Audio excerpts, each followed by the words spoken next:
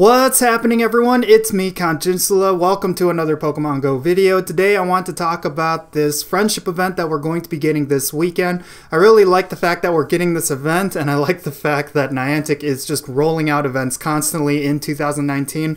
It's looking to be a really great year, and we have a lot to talk about. But before we get into that, if you end up enjoying this video, smash that like button and subscribe for more video content just like this one. And let's get right into it. So the friendship event is about to kick off in Pokemon Go, and just like the friendship events we've had in the past, this is not necessarily a huge event, but it's just going to be giving us a lot of bonuses when we interact with our friends. Now, the key thing with this event is, of course, the trade bonuses. We're going to have a lot of discounts down the line when it comes to trades, and this is really important because this coincides with the other event that we have going on, which is of course the Year of the Pig, the Lunar New Year event, and part of that Lunar New Year event is that we get more lucky trades. So what they are doing basically is giving us more options to get more luckies, and I really like the fact that they're doing that. Now, on top of there being a discount for trades, there's also going to be bonuses for how we gain friendship with our friends.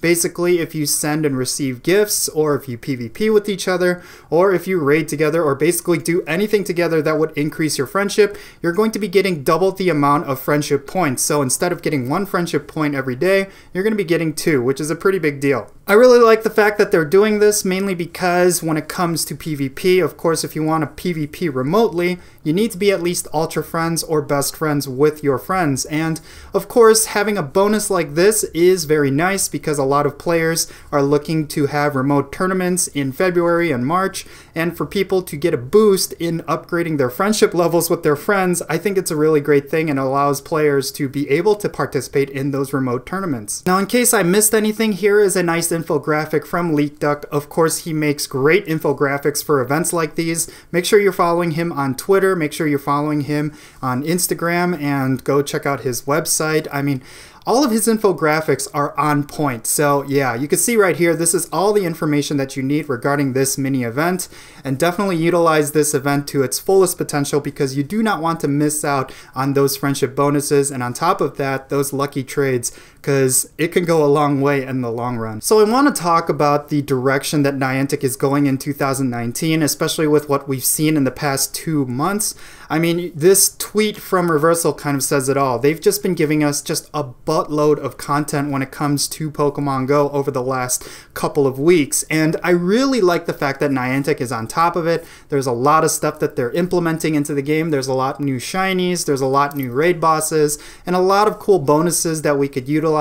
I like the fact that they're actively looking for us to have fun and engage with the game. I mean, this is a huge contrast compared to 2017, right? Where they would go radio silent for several months after an event. And I really like the fact that they're constantly stringing in content for Pokemon Go. Whether it be the events, whether it be new shinies, whether it be new raid bosses, I like the fact that they're keeping that up from 2018.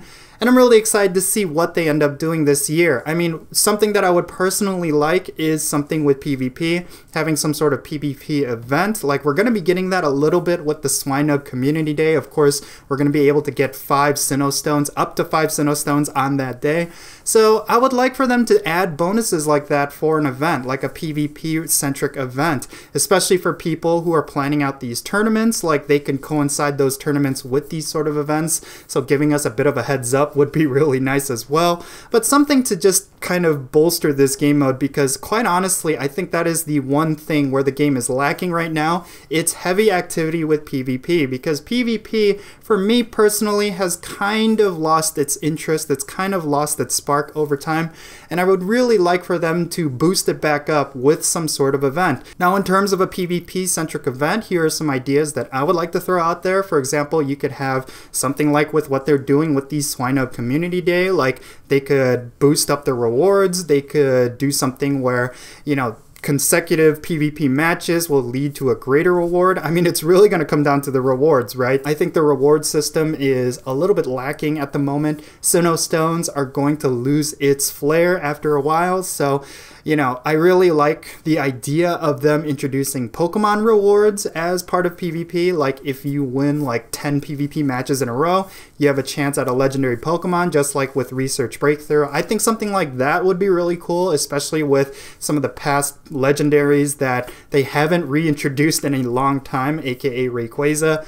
I mean, it's just a really solid idea, and maybe they could do something even cooler by introducing exclusive moves back into the game like this. Like if you were to win 10 PvP matches in a row, you have a chance at a Shadow Ball Mewtwo. Something like that would be really awesome for PvP and definitely garner a lot of interest for players. So these are just some free ideas, Niantic. You should just jump on it. Now, I really like the fact that Niantic is continuing to add events to the game, but my fear is that even with them adding all of these events, they're not necessarily going to be adding anything new to the game. And what I really hope to see in 2019 is a nice surprise. Like if Niantic could surprise us as players with some kind of feature that we didn't even know that we needed, like that would be really sweet, because essentially the way I see the game right now, it is feature complete. There's not necessarily anything that I'm looking forward to in Pokemon Go. Like we have PvP, we have different raid battles, and a lot of improvements to past systems like EX raids and different things like that.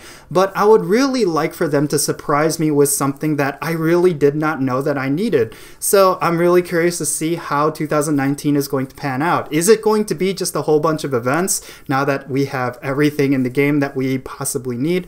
Like, I really don't know, but I'm really excited and really curious to see what Niantic pulls up. Now, in terms of these events, I really like the fact that we're getting back-to-back-to-back events. Like, I really hope Niantic continues that for the entire year. Of course, it could be a little bit overwhelming for some players, especially players who are, you know, constantly looking for every single shiny. Like, it's overwhelming that they're pushing themselves to catch a particular shiny, and then all of a sudden they have to worry about a new shiny just a couple weeks later. I can understand that, but let's be honest here. I think the fact that they're constantly introducing events is really exciting for the game. It's really exciting for players. It keeps us engaged. It doesn't give us any moment where we're kind of bored with the game. There's nothing to do in the game. I like the fact that Niantic is continuously thinking of things like this, and I'm really excited to see what they end up doing in the future. Now, of course, after this friendship event, we're also going to be getting a Valentine's Day event, or we're likely to get a Valentine's Day event. We don't know for sure what that event is going to entail, but I predict there's going to be a nice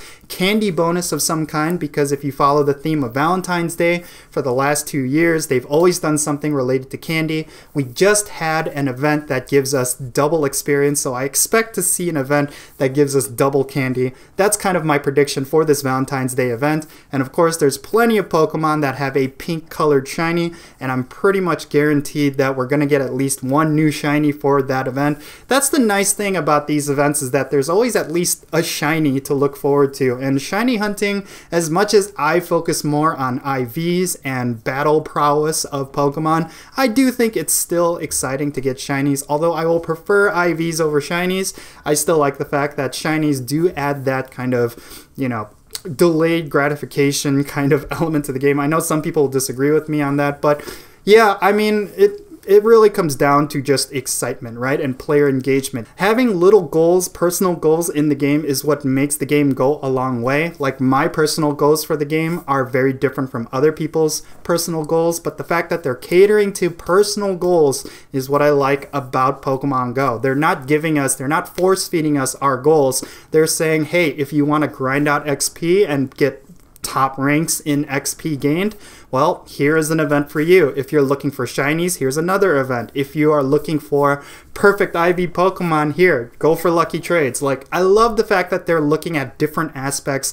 of why people are playing this game, and they're catering their events towards these goals. So Niantic, really good on you guys. Like, I really hope you keep it up for 2019. After the Valentine's Day event, I'm pretty sure we're going to be getting even more events, and hopefully, just like 2018, they're just going to have events constantly back to back. Even if some events are a bit dull compared to other events, I still want to see a constant flow of events into the game. I think it's going to do nothing but positive things for Pokemon Go. And of course, if they continue to add features to the game after PvP, I'm really curious to see what they end up putting in. I actually think breeding might be the next big thing in Pokemon Pokemon Go. This could be an avenue for us to get shinies and high IVs aside from egg hatching, research breakthrough, etc.